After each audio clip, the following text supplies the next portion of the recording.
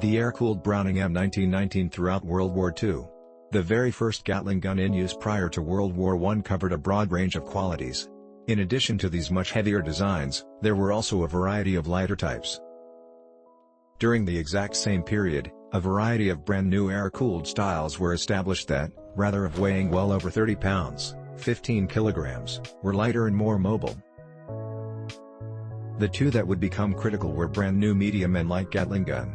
The brand new medium Gatling gun offered less, or more difficult to use, cooling than the heavier designs, however more than the lightest.